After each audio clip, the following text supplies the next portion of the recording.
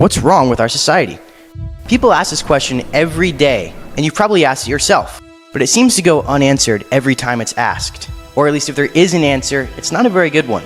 The question's been unsatisfied for centuries because it never runs out of cheap, fresh answers to eat. I'm not even sure I believe there is a single answer. But there is a way to treat this question that gets a perfect answer every time.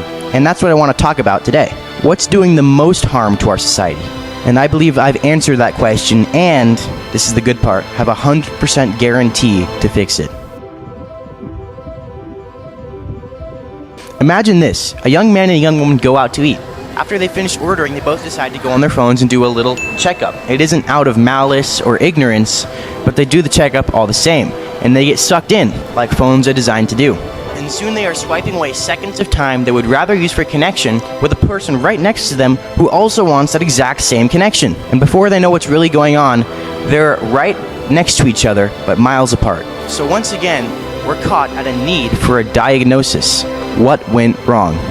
I can answer in one word: isolation. Our culture has a hard tendency for isolation. It's certainly easier to swipe on your phone than it is to ask good questions to your date. Easier. The real question we have to ask is it healthier? My colleague and I don't think so. In fact, we've seen this problem coming for a long time, and we aren't the only ones. In fact, most moms in America seem to unanimously agree that whenever a problem comes up in their children, it's probably from the use of a screen, or its excessive use. As a gaming company, a card gaming company, we've had to seriously ask ourselves whether every form of the digital world is isolating. It's not. We realized pretty quickly that there are forms of digital play that are actually good for the human being. Just like how most card games advertise fun with friends, video games do the exact same thing. And playing with friends is playing with friends, no matter how it's done. Good YouTubers and the best influencers connect with their fans and their audiences, even if they don't actually see them. People need to quit thinking about phones as single outcome objects and start using them in the ways that benefit their body. For example, if you gave me a hammer and I started bonking people over the head with it, you'd probably think that you should take away the hammer. But does that solve the problem? My inclination towards bonking rather than building still exists, regardless of if I have a hammer in my hand or not.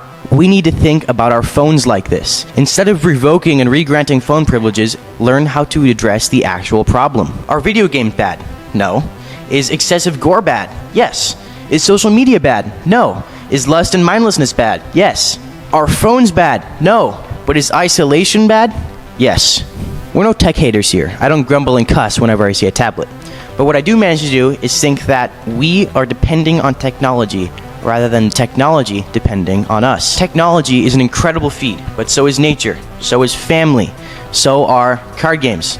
Those are pretty cool too. So what's the solution? It's not to thundercount your phone into the nearest pond or cancel all your subscriptions. It's a deeper, more rooted, more human problem. Fellowship and the degradation of it. We need to redefine how we're using technology and other isolating devices in our society. We need real solutions and good activities to do outside of the digital world that are true and beautiful. When you play a game, for instance, don't do it to gain levels or waste time. Do it to have fun with friends. When you're going on social media, don't do it to get free entertainment. Do it to engage. When you're eating dinner, do it to feast and laugh, rather than use it as just another time in the day to check up on your phone. And this isn't all some hollow call to action we're throwing at you. We do this. It works. We do it every day. In fact, we're so confident in our methods of de-isolation that we've made tools to help you do it.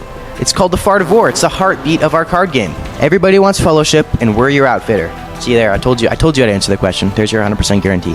So if you want... Are you starting the video? Okay, I'll pause and start now. So if you want to de-isolate yourself, here's my advice. Next time you see people pulling out their phones at the table, challenge them to a mid-air skydiving tactical water gun duel. Or be the first one to start a conversation. Or pull out a card game. That's all. That's it. It's easy. Start the fellowship. Be the instigator. Be the connection.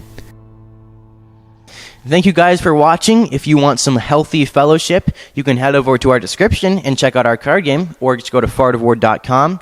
If we get 2,000 people notified before our Kickstarter launch, those aren't backers, by the way, those are followers, so you don't actually have to pay any money. Every single backer will get a free, never-before-seen fart character card. That's a pretty good deal.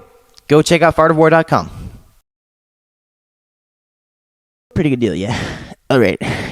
Kick it. Not going to see you. All right. It is? Oh, we started.